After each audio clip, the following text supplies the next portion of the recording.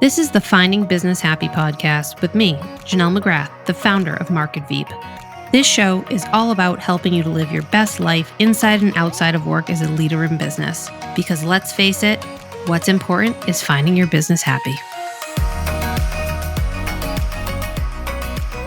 Thanks so much today for listening into the Finding Business Happy podcast. Today, I'm speaking with Maxwell, the Chief Revenue Officer of ScoreApp and a 6-time award-winning entrepreneur. Amongst many other accolades, he's been featured in TV, radio, Forbes, Singapore's Business Times, and Australian Business Review. ScoreApp is a quiz marketing platform with over 7,000 subscribers, and it's the scorecard tool that helps attract, engage, and convert your audience. Thanks so much, Maxwell, for being here today. Super excited to geek out with you. Yes, thank you for having me. Yeah. Do you mind? Maybe let's start and give us a little background on you and your journey. Yeah, so I started my entrepreneurial journey as an agency owner. So I ran a digital marketing agency. We did Facebook ads, LinkedIn ads. I've also done Amazon ads and also email marketing. And then that evolved into, the fact that you run an agency and it's working after so long is incredible, because I just realized running an agency, like a service-based business like that, like you just have to be so good at what you do, and you got to really pick your market, pick your niche really well. Otherwise, you just end up being like this human being for hire for like 10 businesses, and you're constantly split into a million different pies, which is what happened to me because I'm not good at, I'm not like an operational genius. So then we said, okay, how could we restructure the business so it's more of a fit for me and my strengths and what I like to do? And what I like to do is get out and talk to people. So we restructured the business into a productized business where we're basically selling the same service, but it was done with you, not done for you. We wrapped it into a product, 3 tranches, $1,000, $5,000, and $10,000. We sold it for almost 5 years. Wow. I hear you on the agency side. I think it takes a special mental stamina to, I think, which is one of the reasons why I love using ScoreApp ourselves, like we talked about, just because I think it solves for a lot of that pain. But, your journey in terms of when you productize, I think that's super interesting, because I think a lot of agencies get stuck in this service delivery and don't ever make the switch or even have an arm of their business that has any other kind of actionable deliverable where somebody can click to buy. So very interesting. Did you keep the service side as well, or did it fully switch to product? There were some clients that overlapped for a while, but they all dropped off. In the service-based industry, at least in my experience anyway, every client drops off at some point because, you're a cost they don't want to pay for. And if things are going well, they think they don't need you. And if things aren't going well, then they want to get rid of you because things aren't going well. Yeah. There's definitely a lot of education around, especially in the marketing. I see other services where they don't have to have as much education of like how the actual nuts and bolts work. Like we have clients who want to get in the weeds, and we have other clients that just want the deliverable of the lead gen volume. They don't care how we get there. So definitely a good gap. But tell me about how you ended up at ScoreApp. Yeah, so my online education business, we were selling courses. That did pretty well. Got that up to about $2 million a year. And then I was ready for something different. Ready for something new. I was burning out because I was working like super duper hours, but my business partners wanted to continue. I had 2 others in the business, so it wasn't just me. And they bought me out essentially. They wanted to continue the business, so they went on with it. And then I said, okay. And my buyout wasn't like it was a pretty small number. And it was a small number for a good reason, because the business that we built, it was like a cash cow that was built on our personal brands. So for example, as soon as I left, there was a huge chunk of the business that didn't really work anymore. There was still enough to make it work, but we knowingly knew that some of it would fall apart. It's a bit like you have a restaurant and then your head chef leaves and they have a really big brand and profile. Something's going to happen. There's going to be a shakeup. So the business got shaken up. And then I thought to myself, wow, I worked so hard. I worked 17-hour days, like took all this risk, all these innovations down and everything else, and then, end up walking away not with like a 5, 10, $100 million exit that you see in the news. How could I Mhm. start to think a little bit smarter about my next venture so that, yes, I get good cash flow, yes, I have fun doing it, and there's that huge exit enterprise value. So that led me to investing, like looking at every business opportunity as with an investor hat on, not just I'm going to operate this hat on. Very cool. What because I know personal branding right now it's everywhere, and we talk a Yeah. lot about it with clients about the importance of having like that human connection and component. Yeah. And so what was your experience like building that? Because I know from my experience, a lot of it is like you put out a post and you're like, this is gonna crush it, personalized, and you're like super vulnerable, and then it goes down, or like something else that you put out Yeah. goes the other way. And so there's lots of highs and lows and ebbs and flows. And I think sometimes it's hard for people to recognize like people who are influencers and doing personal branding. It's not like just all out of the gate, they are this way. So what Yeah. was your experience like? Yeah, I've got a few points to share on this, right? So I'll give you some numbers. On LinkedIn, it seems like a lot of people are posting, there's a lot of stuff happening and whatever. Only 1% of the LinkedIn market actually posts every week, Crazy, right? right? It's crazy. So, and then everyone else just lurks. And then like another 2% might comment, but like 97% just lurk around and just look at stuff, don't engage, don't comment. So, the percentage of people that will actually put themselves out there, willing to put themselves out there, post something and publish it online is actually very, very small. And that's for all obvious reasons. It's scary. It's like the equivalent of public speaking, and not everyone loves that, right? And then podcasting is the same. Like what percentage of business owners will actually make the effort to publish video content? Compared to how many people watch YouTube, compared to how many people publish on YouTube, right? Like it's Yeah. 1%. So it's incredibly important, and I think that's a huge opportunity. Like you immediately put yourself in the top 1%, just by taking some action. Yeah. It's definitely been really interesting to watch more and more of them come up. And even just like simple things like that, I would think would be baseline knowledge. You'll see an influencer post of like, hey, click this button in Yeah. HubSpot or click this button in LinkedIn. You're like, this is so basic, but it will get 1,000 likes. We're Yeah. like, crazy.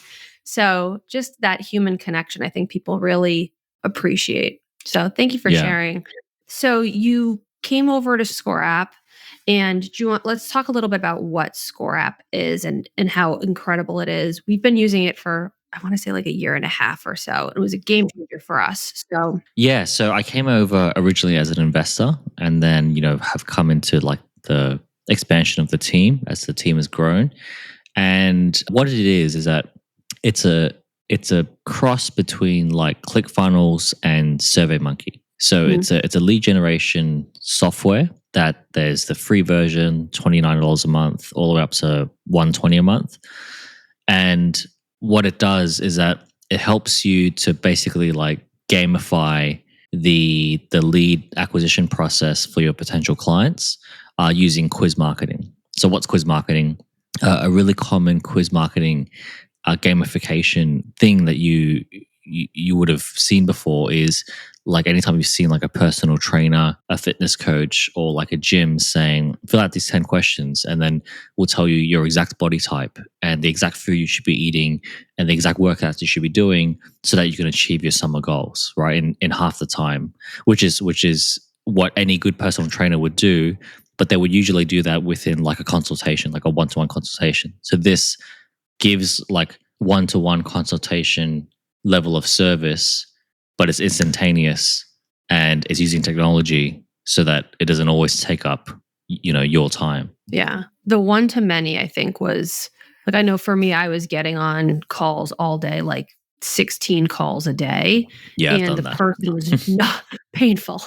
I Yeah. love talking to people. I just think, there's a gap sometimes. And I don't think it's anybody's fault. And I think that's why I like the tools because it solves Mm. for making sure that there's alignment and that there's an understanding, like we talked about earlier, about just general marketing principles. Like for us, a good fit is somebody who has general marketing understanding, wants to lead gen, but understands that it's going to take time. And sometimes we would get people who wanted, immediate gratification within 15 days, 30 days, and it's just not how it works. But I think the tool has definitely cut down on that significantly, and they're real good leads that come through those applications. Yeah, it's a filter. It's a super qualifying filter. Yeah.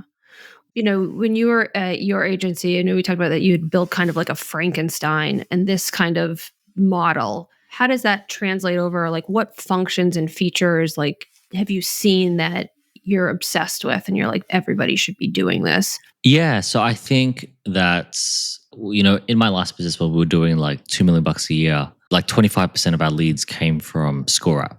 But ScoreApp didn't exist then. But so we Frankenstein our own version of a quiz marketing platform that took like 10 weeks and $8,000. So it was a very expensive thing. And then all of a sudden, my friend, the founder of ScoreApp, messages me, say, "Hey, we just built the software. Do you want to try it out for free?" And I was like, "Yes." We just, we only got to use our Frankenstein version, which worked very well for 6 months. And then I got that email. So, and that's why I invested. Like it was just like a no-brainer for where I was at the time. And look, why I like it is that it pulls on some marketing principles that aren't like gimmicky and they aren't like technical and they're actually quite timeless. So the idea of engaging an audience and converting them, getting their information using quiz marketing has actually been around for like 100 years. So we've all seen those like really trashy magazines that say like, find out which Hollywood superstar you're most like, or find out this, find out that, like that self-discovery learning process that's a personalized experience and you get a personalized result that's calculated just for you. Or like a personality quiz. Like a personality quiz is another form of quiz marketing, is something that has worked for 100 years and it'll work for 100 more years, right? And then you use that data to then personalize the your output to your clients. So for example, Janelle, if you was to log on to Amazon.com and I was to log on to Amazon.com, we'd both see completely different websites because it's tailoring 10 years of your purchase history and 10 years of mine. And that's what we want. Yeah. Sorry? 10 years of purchase history. Yeah. It's like, oh my God. How many books can we buy? But yeah, very exactly. Cool. Yeah, I think it's kind of hidden, right? Like these things that where people are attracted to that probably haven't even recognized that is what is actually occurring and attracting them in. So within the tool itself, like, can you give a use case of like how a manufacturer or a B2B business might use this? So there's a few use cases. There's like the lead generation top end. Then there's also the bottom end of the funnel, which is like your basically your sales call, basically what you've just described. That's what we call like a needs analysis scorecard. You would have seen this, like some of our clients have been with us for the longest time. They have 25 people sales teams, and every single person in the sales team, every time they do a sales call, they make them fill out a scorecard first, because the needs analysis helps you to like just get a head start in that sales call, which makes the sales call more effective and powerful and everything else. So an example would be when you go to the doctor and you say, "Hi, Mr. Doctor, I'm sick." You say, "What's wrong?" So, "I don't know." "Okay, well," they take you through a series of questions, right? Like, do your eyes hurt? Have you been coughing? Have you been sleeping? Are you sneezing? Do you feel hot? And then they cross off the symptoms and they laser in to the problem. Then they recommend you the solution to the problem from a position of super authority and credibility and an expert opinion that it's very hard to say no to, right? It's very compelling. So that's probably one of the most powerful, tangible sort of traction use cases that anyone could use, especially in B2B. Yeah, I agree. I know for us, we have a button on the site. We use it in direct sending people to your point, for pre-screen, and it actually goes into how we use and position our proposals to make sure that we are really listening to what they are in need of and that we're acknowledging the things that they already have in place. It just helps for better alignment. It speeds up even things like kickoff calls and like speed of delivery, which is kind of something in my mind I didn't think about necessarily until after we started using ScoreApp. Yeah. We're going to start. I know we had talked a little bit about this previously, but in terms of how to use it for hiring, I think it's a really interesting application Yeah. for like what kinds of things have you seen people using it for screening there? Yeah. So I think if you draw the hiring process for any business on a whiteboard, there's usually like, say, 10 to maybe even 25, 50 filters when you break down every single little step. And this can do that. You could add 50 questions, right? That puts someone through a hiring process like an ultimate filtering funnel where you want the good people in and you want the people that are not a fit out. And so we use it all the time. So the founder used it for one of his other businesses, which was he was finding like a digital marketing specialist. And I went through it just to take a look at it. And some of the questions was, this is remote. What time zone do you work? Do you live in? What hours would you like to work? What hours would you not like to work? Just like all those things, like literally all the questions that you ask on an interview, you could just bring that up to the front, right? And then if you want to get really high filtering, which has really helped me in the past, is I'll ask someone for like a Loom video because like there's questions and answers and CVs and I went to Harvard and whatever else, but then there is just like unquantifiable, like viable, like energy, or would I enjoy working with this person, or is how they communicate what sort of is it precise enough for me, like how they communicate type of thing. Mhm. I think that's a really good point too, like that quantifiability of like, yes, they check all the boxes, but the personality component and that alignment there is so crucial. But the Score app saves the time as opposed to having to have 100 of those Yeah, one-on-one personality meetings to narrow it down to only have 10 of them. I know for us, we have, sometimes over 500 applicants, and it is massively yeah, it's impossible. time.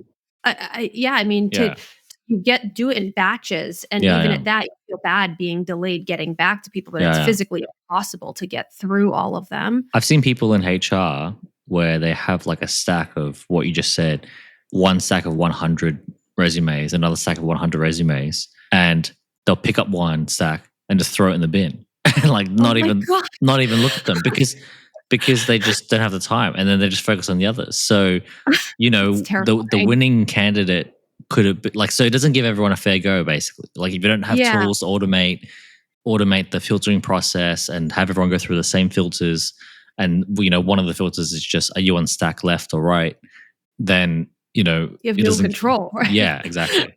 Yeah. Yeah, I mean, I think about the questions that come through on Indeed, like the pre-qualifiers that you can select, and I'm like, Mm, these are very generic and not specific enough to mm, a unique industry. But like for me, I'll look at, okay, well, I know this particular range percentage that comes out of Score app has a greater likelihood, or if they're too high, they potentially might not be a good fit either because of XYZ. So we solve for like a certain range, but just because they're the highest number doesn't necessarily for us mean that they will be a perfect fit. So somewhere in the middle. But I think that's our next move, is to move towards the hiring and save some energy there. yeah. But do you have any like examples of like case study or a favorite story of how a company has used Score app? Yeah, so if you offer something that's very intangible, it can really give you an unfair advantage. So we had like one really common example is like personal branding. Personal branding is a very subjective thing for you to, like, you can't walk around and say, "Hey, look, you need help with your personal branding." Like people would need to bring themselves to you, self-identify to you. But if you could quantify and say, "Hey, look, your personal branding score is 7 out of 10. How would you like to hear for you to get to 10 out of 10 based on on the answers that you've given me?" Then that's a very, very powerful, compelling proposition compared to, "Oh, look, buy my personal branding service," right? So Hmm, it hmm. adds some measurability to a traditionally super subjective, immeasurable service offering. Can you explain for us, just so people really understand the power of the full flow of how this works? So, person comes to a website, fills out, like, what does that look like? Yeah. So there's 4 parts to it.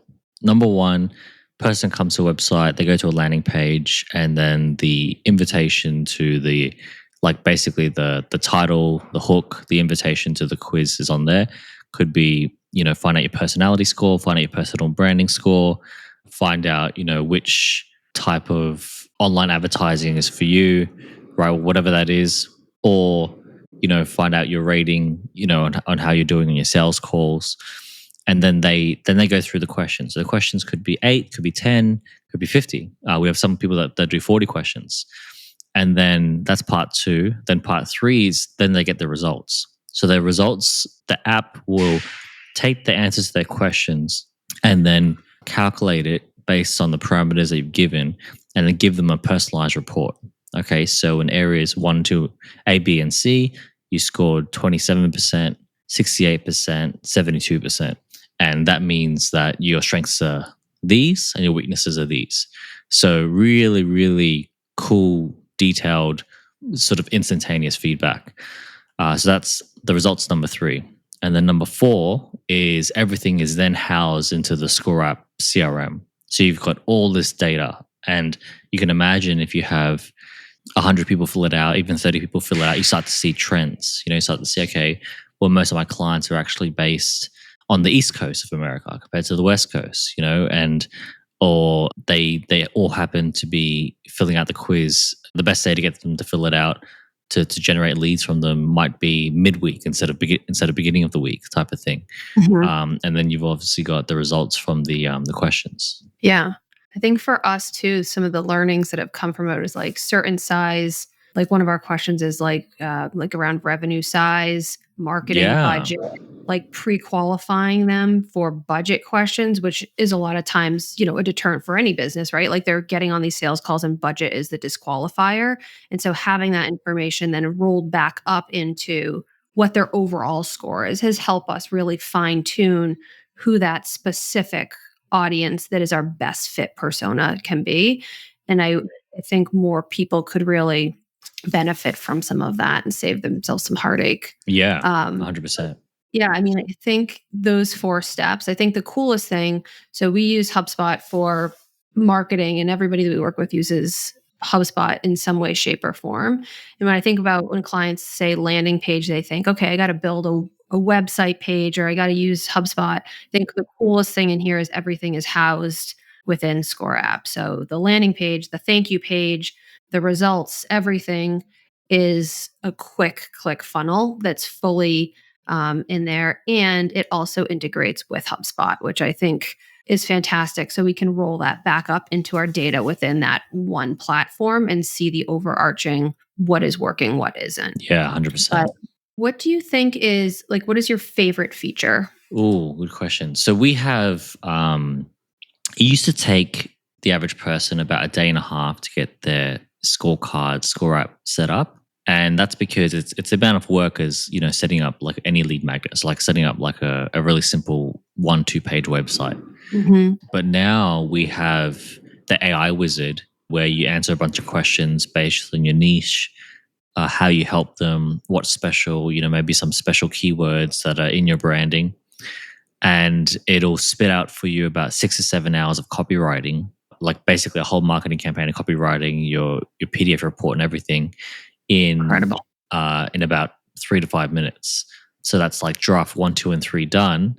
And then, you just finish the final version. That's awesome. I'm going to have to explore that one. Yeah. Going back in today. You guys just released a new scorecard marketing book as well. You guys have been busy. Yeah. But do you want to speak a little bit about that book and, some of the key takeaways? That there were some pretty neat stories within there around, how Daniel kind of came into funnel marketing and understanding the difference, the learnings from the event space over to productizing. Yeah, exactly. So this book, Scorecard Marketing, we have a whole bunch of copies that we can actually get out to any listeners in your audience. So if you head to ScoreApp, ScoreApp.com /book, we'll get you out a physical copy.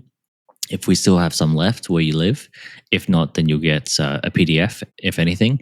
And the book's written in two parts. First part is what is quiz marketing, because not a lot of people know what is it, how does it work, why it works. And then the second part is just implementation. So how you can get it to work for you. Yeah. Yeah, it's definitely a great read. Cruised right through it. I love his writing. I think he's 3 books or more. Is this his third? No, I think this is his 5th book. Yeah. Fifth So book? he's definitely got a lot. Yeah. How can people find out more about ScoreApp and how can they connect and get started? Yeah, good question. So we offer everyone a free trial of the app where you don't even need to put in your credit card. Like, just get in and use it and try it and get some wins. And then, when you increase your volume of your lead generation, then, you could upgrade to a paid account. So it's designed to sort of grow as you grow with like 0 barriers to entry. Just go to scoreapp.com. We actually just refreshed the website as well. So there's a lot of stuff on there.